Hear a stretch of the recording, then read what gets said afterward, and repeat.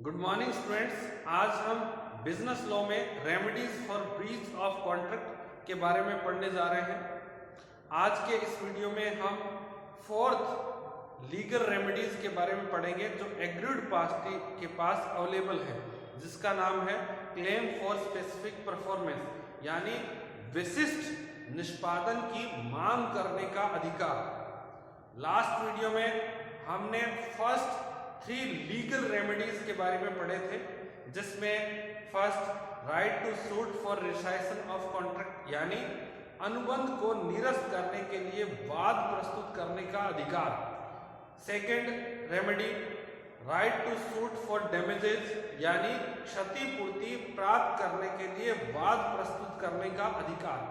और थर्ड जो रेमेडी है वो राइट टू सूट फॉर और क्लेम फॉर क्वांटम वेरिएट, यानी उचित पारिश्रमिक प्राप्त करने का अधिकार। तो ये जो फर्स्ट 3 रेमेडीज है उनके बारे में हमने ऑलरेडी डिटेल में डिस्कशन कर चुके हैं। आज हम क्लेम फॉर स्पेसिफिक परफॉर्मेंस यानी विशिष्ट निष्पादन की मांग करने का अधिकार, इसके बारे में पढ़ेंगे। और देखिए, इस जो रेमेडी है इसको हम एग्जाम्पल के द्वारा समझेंगे। सबसे पहले मैं आपको थोड़ा सा इसका इंट्रोडक्शन बता देता हूँ कि कुछ कॉन्ट्रैक्ट ऐसे होते हैं जहाँ पर जो मॉनेटरी कंपनसेशन है वो कॉन्ट्रैक्ट को ब्रीच करने की सिचुएशन में एक प्रकार से पर्याप्त नहीं है, इनसफिशिएंट है। ठीक है ना, किसी एक पार्टी ने कॉन्ट्रैक्ट को ब्रीच किया और उसकी वजह से दूसरे पार्टी को लॉस हुआ, तो मॉनेटरी जो कंपनसेशन है वो इनसफिशिएंट है। इस प्रकार की सिचुएशंस के अंदर जो कोर्ट है वो स्पेसिफिक परफॉर्मेंस का आदेश दे सकता है। अब एक एग्जाम्पल के द्वारा समझते हैं। देखिए, एक प्रोड्यूसर है, फिल्म प्रोड्यूसर, और उसने जो शाहरुख खान के साथ एक कॉन्ट्रैक्ट किया कि शाहरुख खान है वो उसकी मूवी में एक्टिंग करेंगे, और इसके लिए जो प्रोड्यूसर है उसने बहुत बढ़िया जो स्क्रिप्ट है, उस फिल्म का जो स्टोरी है वो उन्होंने लिखवाया, तैयार करवाया स्क्रिप्ट। अब स्क्रिप्ट तैयार करने के बाद जो शाहरुख खान है उन्होंने मूवी में काम करने से मना कर दिया, जो फिल्म है उसमें एक्टिंग करने से मना कर दिया। अब क्या है कि जो शाहरुख खान ने जो कॉन्ट्रैक्ट को ब्रीच किया है उसकी वजह से जो पार्टी को लॉस हुआ है, उस लॉस को यदि मॉनेटरी कंपनसेशन के द्वारा फुलफिल नहीं किया जा सकता है या मॉनेटरी कंपनसेशन इस प्रकार के लॉस के लिए इनसफिशिएंट होता है, तो ऐसी परिस्थिति में कोर्ट शाहरुख खान को मूवी में काम करने के लिए मूवी में एक्टिंग करने का आदेश दे सकता है, और इसी को हम कहते हैं स्पेसिफिक परफॉर्मेंस का ऑर्डर देना।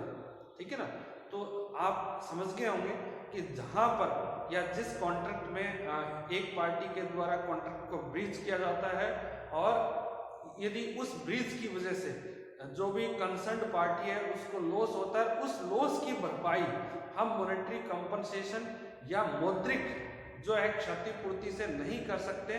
तो ऐसी स्थिति में कोर्ट है वो कंसर्न पार्टी को स्पेसिफिक परफॉर्मेंस का आदेश दे सकता है, और ये जो स्पेसिफिक परफॉर्मेंस का जो ऑर्डर है वो स्पेशल रिलीफ एक्ट के तहत दिया जाता है।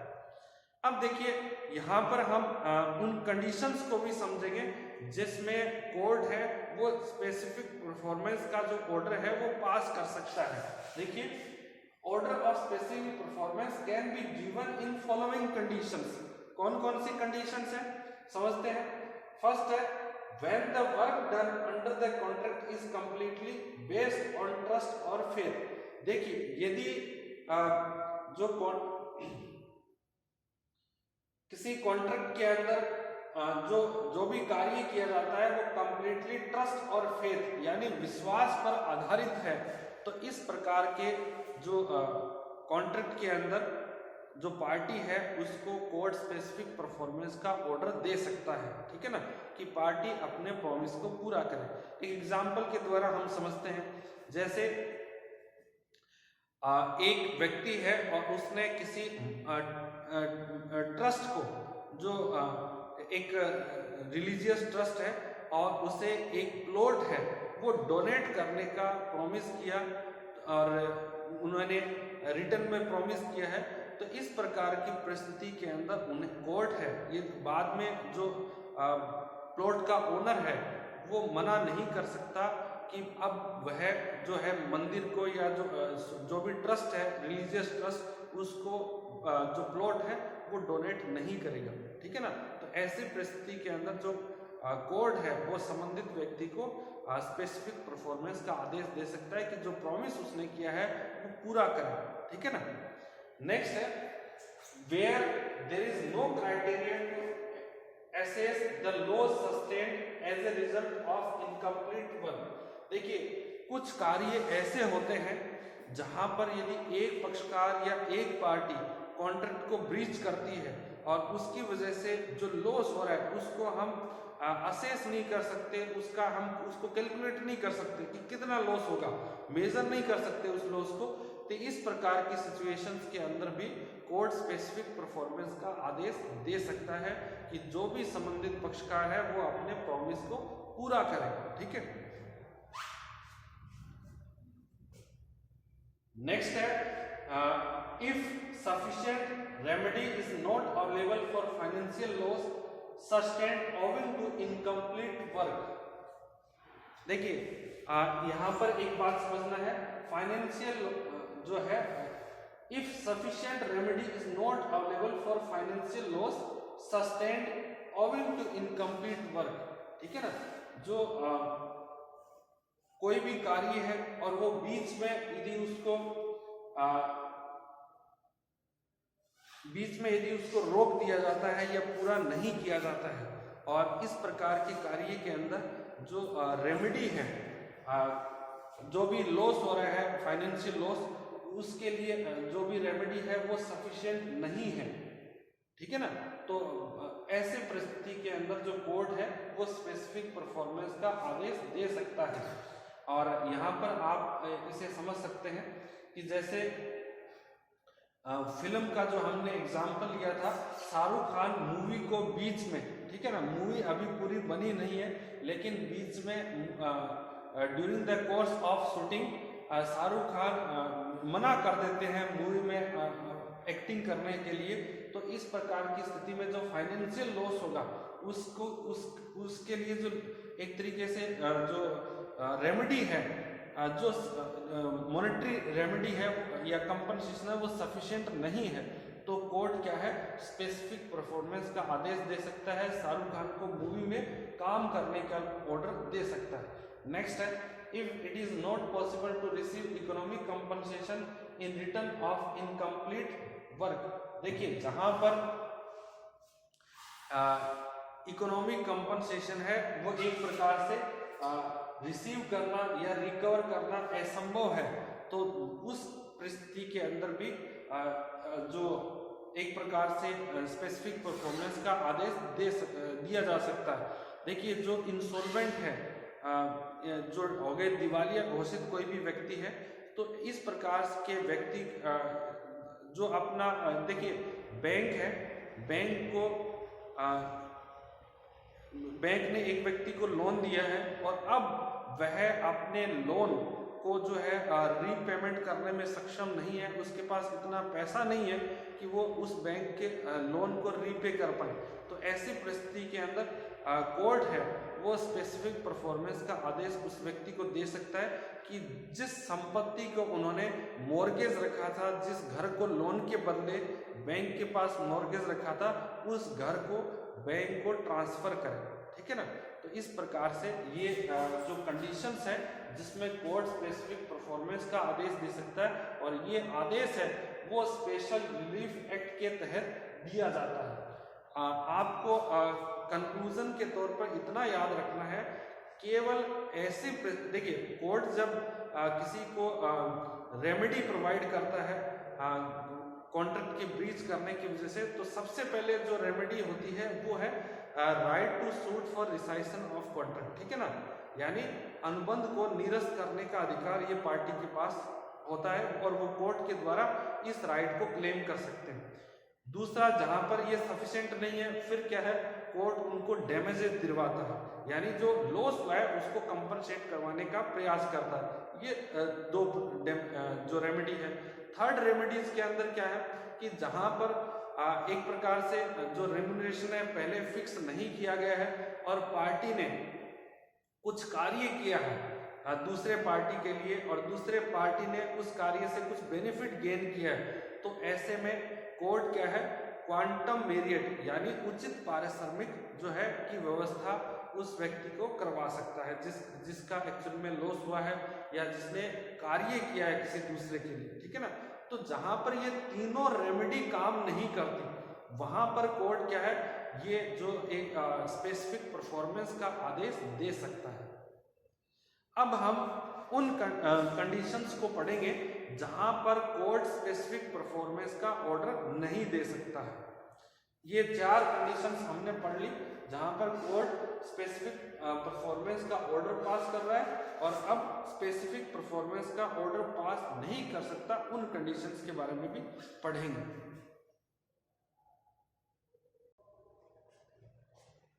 अब हम यहाँ पर उन कंडीशंस को समझेंगे जिसमें कोर्ट स्पेसिफिक परफॉर्मेंस का ऑर्डर नहीं दे सकता है। तो आइए समझते हैं। फर्स्ट है when the monetary compensation is adequate remedy for breach of contract, यानी जब किसी कॉन्ट्रैक्ट को ब्रीच करने की सिचुएशंस में जो एक प्रकार से मॉनेटरी कंपनसेशन है वो पर्याप्त है उस लॉस को कंपनसेट करने के लिए, तो फिर कोर्ट के द्वारा जो लीगल रेमेडीज है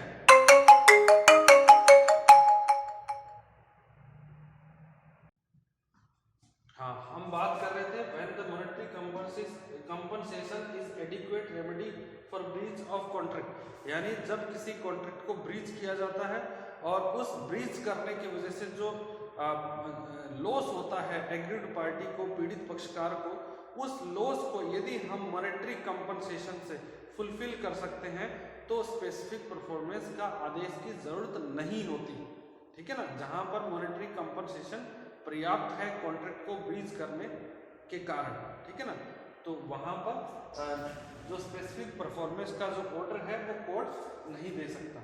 नेक्स्ट है when the contract is of uncertain और अनइवन नेचर। देखिए जो कॉन्ट्रैक्ट का मीनिंग है वो एक प्रकार से अनसर्टेन है, तो अनसर्टेन होने के कारण जो कोर्ट है वो स्पेसिफिक परफॉर्मेंस का आदेश नहीं दे सकता। एक एग्जांपल के द्वारा हम समझते हैं, जैसे राजगढ़ के एक व्यापारी ने जो दिल्ली के एक व्यापारी को एक आदेश दिया कि जो 300 पीपे जो तेल का जो ऑयल के पीपे है टीन वो भेजें। अब ये नहीं बताया कि ये कौन सा ऑयल भेजना, ये मस्टर्ड ऑयल भेजना है एक प्रकार से, या जो सोयाबीन ऑयल भेजना है या मूंगफली का ऑयल भेजना है, ये नहीं बताया।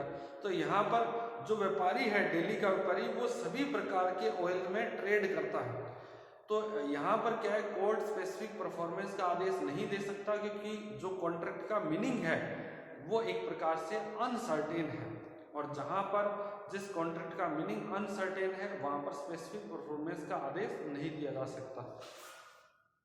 नेक्स्ट है if the contract is revocable, जहां कॉन्ट्रैक्ट को हम खंडनीय या कैंसिल कर सकते हैं, रिवोक कर सकते हैं, तो वहां पर भी जो स्पेसिफिक परफॉर्मेंस का ऑर्डर है वो नहीं दिया जा सकता। नेक्स्ट है if the contract is of personal nature, contract example के तौर पे कॉन्ट्रैक्ट ऑफ मैरिज। देखिए कॉन्ट्रैक्ट ऑफ मैरिज के अंदर भी जो स्पेसिफिक परफॉर्मेंस है उसका आदेश नहीं दिया जा सकता। यदि कोई पार्टी पहले दोनों ने एक दूसरे से मैरिज करने का प्रॉमिस किया है, यदि बाद में वो मैरिज करने से मना कर दे तो फिर कोर्ट उनको जबरदस्ती मैरिज करने का आदेश नहीं दे सकता, ठीक है ना। ये एक प्रकार से पर्सनल सर्विस पर बेस्ड कॉन्ट्रैक्ट है। नेक्स्ट है if the contract made by the trustees is beyond their power. देखिए जो ट्रस्टीज हैं वो ट्रस्ट के मेंबर होते हैं, आपने ट्रस्ट के नाम सुने होंगे, बहुत सारे धार्मिक ट्रस्ट होते हैं जो एक प्रकार से डिफरेंट इंस्टीट्यूशंस के तौर पर कार्य करते हैं। जैसे कोई टेम्पल है उसको मैनेज करने के लिए, कोई धर्मशाला है उसको मैनेज करने के लिए, या कोई रिलीजियस कार्य करने के लिए, तो उस जो संस्था को हम एक ट्रस्ट के नाम से जानते हैं, और जो संस्था के जो मेंबर होते हैं उनको हम ट्रस्टी कहते हैं, जो ट्रस्ट के लिए कार्य करते हैं। तो देखिए, यदि ट्रस्टी हैं, उन्होंने कुछ कार्य ऐसे किए हैं जिन कार्यों को करने का उनके पास पावर नहीं था, तो ऐसे परिस्थिति में भी जो कोर्ट है उन्हें स्पेसिफिक परफॉर्मेंस का आदेश नहीं दे सकता। ठीक है, नेक्स्ट है, if the contract made by trust, ये हमने कवर कर लिया है। If the contract made by trustees is against the trust, ठीक है ना, ट्रस्टी है, किसी ट्रस्ट के जो मेंबर होते हैं, यदि उन्होंने कुछ कार्य ऐसा किया है जो उस ट्रस्ट के अगेंस्ट है, उस संस्था के अगेंस्ट है, तो इस प्रकार के कार्यों को करने के लिए भी जो कोर्ट है वो स्पेसिफिक परफॉर्मेंस का आदेश नहीं दे सकता है। अब इसके बाद हम 7th नंबर पॉइंट है उसको भी पढ़ेंगे। अब नेक्स्ट 7th नंबर कंडीशन है जिसमें कोर्ट स्पेसिफिक परफॉर्मेंस का आदेश नहीं दे सकता। देखिए क्या है, if the contract made by A company is beyond of its memorandum, यदि कंपनी ने कोई कॉन्ट्रैक्ट ऐसा किया है जो उसके मेमोरेंडम ऑफ एसोसिएशन की लिमिट से बाहर हो, ठीक है ना, तो इस प्रकार के कॉन्ट्रैक्ट को भी परफॉर्मेंस के लिए जो स्पेशल ऑर्डर है वो कोर्ट नहीं दे सकता है। आपको पता होना चाहिए कि जो कंपनी है उसके दो फंडामेंटल डॉक्यूमेंट होते हैं, एक आर्टिकल ऑफ एसोसिएशन और दूसरा memorandum of association. Memorandum of association company के जो एक प्रकार से एक्सटर्नल लिमिट है वो डिसाइड करता है, और उससे बाहर जाके कंपनी कोई भी कार्य नहीं कर सकती। यदि ऐसा कोई कार्य करती है तो उसका वो अल्ट्रा वायरस होता है, उसका प्रभाव शून्य होता है। नेक्स्ट है, when the performance of contract involves the performance of continuous duty which the court cannot supervise। देखिए, कुछ कॉन्ट्रैक्ट ऐसे होते हैं जिसमें एक प्रकार से जो परफॉर्मेंस है वो कंटिन्यूसली एक कोर्स ऑफ एक्शंस के द्वारा कंप्लीट की जानी है। कोर्स ऑफ एक्शन यानी लगातार चलता रहे जैसे, और उस पूरे जो परफॉर्मेंस को यदि कोर्ट जो है सुपरवाइज करने में असक्षम है, इनकेपेबल है, या उस परफॉर्मेंस को सुपरवाइज नहीं कर सकता कोर्ट, तो इस प्रकार की परिस्थिति के अंदर भी कोर्ट स्पेसिफिक परफॉर्मेंस का आदेश नहीं दे सकता है। तो ये क्लेम फॉर स्पेसिफिक परफॉर्मेंस के बारे में है। इसके बाद हम जो नेक्स्ट रेमेडी है उसको पढ़ेंगे। अब नेक्स्ट जो लीगल रेमेडी है उसका नाम है क्लेम फॉर इंजेक्शन, यानी इंजेक्शन का मतलब होता है निषेधाज्ञा प्राप्त करने का जो है अधिकार। यहाँ पर इंजेक्शन एक प्रकार का स्टे ऑर्डर है, ठीक है ना, एक प्रकार का जो नेगेटिव ऑर्डर है। इसको एक एग्जाम्पल के द्वारा समझते हैं। यहाँ पर दो पार्टी है, एक का नाम है रमेश, ठीक है ना, रमेश, और दूसरे का नाम है राम, ठीक है। रमेश के पास एक प्लॉट है और वह प्लॉट उसने राम को बेचने के लिए जो है एक कॉन्ट्रैक्ट किया कि रमेश अपना प्लॉट है वो राम को बेचेगा, ठीक है ना, और जो उसका एक प्रकार से डॉक्यूमेंटेशन है वो 1 महीने बाद किया जाएगा, ठीक है ना। जो प्रॉमिस अभी किया गया है, जो एक प्रकार से डॉक्यूमेंट है जो इस कॉन्ट्रैक्ट के वो अभी तैयार कर लिए हैं, लेकिन जो ट्रांसफ़र है वो 1 महीने बाद करेंगे, ठीक है। ये ऐसा प्रॉमिस किया या एक ऐसा कॉन्ट्रैक्ट किया रमेश और राम ने कि रमेश अपना जो प्लॉट है वो राम को बेचेगा। अब यहाँ पर क्या हुआ कि जो 1 महीने का जो ट्रांसफ़र का जो पोजीशन का जो समय था कि 1 महीने बाद जो रमेश उस प्लॉट का पोजीशन राम को सौंप देगा, परंतु रमेश ने क्या किया, 1 महीने से पहले ही जो उस प्लॉट है उस प्लॉट को मोहन को बेचने का एक और एग्रीमेंट कर लिया, क्योंकि राम उस प्लॉट के 10 लाख रुपए पे करने के लिए रेडी था, ठीक है ना, और जो मोहन है वो उस प्लॉट के एक प्रकार से 15 लाख रुपए पे करने के लिए तैयार है। तो रमेश ने सोचा कि ये प्लॉट राम को नहीं बेचे बल्कि मोहन को बेच दे, ठीक है ना। तो इस प्रकार के कार्य में अब देखिए यहाँ पर रमेश है अपने कॉन्ट्रैक्ट को ब्रीच कर रहा है। जब रमेश ने एक बार ये कॉन्ट्रैक्ट कर लिया राम के साथ कि वह अपना प्लॉट राम को बेचेगा 10 लाख रुपए में, ठीक है ना, तो अब वह उस प्लॉट को किसी अन्य को नहीं बेच सकता। तब रमेश ने क्या किया, मोहन को वह प्लॉट 15 लाख रुपए में बेचने का एक और जो एफर्ट्स किया, और इस बारे में फिर राम को जानकारी प्राप्त हुई। राम यहाँ पर जो है कोर्ट जाता है और कोर्ट में ये एक प्रकार से जो है रिक्वेस्ट करता है कि कोर्ट जो रमेश जो अपना प्लॉट है वो मोहन को बेचने जा रहा है उस पर स्टे ऑर्डर दे, उसको रोके। तो कोर्ट है वो रमेश को जो है इंजेक्शन ऑर्डर या स्टे ऑर्डर दे सकता है, ताकि जो रमेश है जो प्लॉट है वो मोहन को ना बेचे, क्योंकि प्लॉट ऑलरेडी क्या है राम को बेचने के लिए जो है कॉन्ट्रैक्ट किया जा चुका है। तो इस प्रकार के जो ऑर्डर है उसको हम इंजेक्शन ऑर्डर के नाम से जानते हैं, स्टे ऑर्डर के नाम से जानते हैं। और यहाँ पर जो कोर्ट है वो एक प्रकार से जो नेगेटिव है वो ऑर्डर पास करता है, ठीक है ना। और यानी किसी भी व्यक्ति को जो कार्य करने से रोकता है, जिसने पहले प्रॉमिस किया कि वह उस प्रकार का कार्य नहीं करेगा, परंतु यदि फिर भी पार्टी इस प्रकार का कार्य करते हैं तो जो भी पक्षकार है उस परफॉर्मेंस उस कार्य से प्रभावित होते हैं तो वो कोर्ट से जो है इंजेक्शन ऑर्डर या स्टे ऑर्डर लेके आ सकते हैं, ठीक है। अब यहाँ पर देखिए एक और मैं एग्जाम्पल के द्वारा आपको बता सकता हूँ। जैसे आप अपने जो घर का कंस्ट्रक्शन कर रहे हैं और उस कंस्ट्रक्शन के अंदर जो आपके नेबर है उनको उससे एक तरीके से ऑब्जेक्शन है, आपत्ति है, और वो उनका आपत्ति एक प्रकार से वैलिड है, ठीक है ना, सही है, एक प्रकार से लॉफुल ऑब्जेक्शन है, लेकिन आप उनकी बात को अनसुना करते हैं, उनके ऑब्जेक्शन को जो उनकी प्रॉब्लम है उसको एक प्रकार से रिड्रेस नहीं करते, एड्रेस नहीं करते, ठीक है ना, और बिना उनकी प्रॉब्लम को समझे आप अपना जो कंस्ट्रक्शन का कार्य है वो शुरू कर देते हैं। तो आपके जो नेबर है वो क्या कर सकते हैं, आपके कंस्ट्रक्शन के कार्य को जो बीच में रोकने के लिए कोर्ट से स्टे ऑर्डर लेके आ सकते हैं, और जो स्टे ऑर्डर होता है उसी को ही हम इंजेक्शन ऑर्डर के नाम से जानते हैं। तो यहाँ पर हमने जो remedies for breach of contract के अंदर 5 प्रकार की जो रेमेडीज पड़ी हैं जो एग्रीड पार्टी के पास अवेलेबल है यदि कोई पार्टी कॉन्ट्रैक्ट को ब्रीच करती है।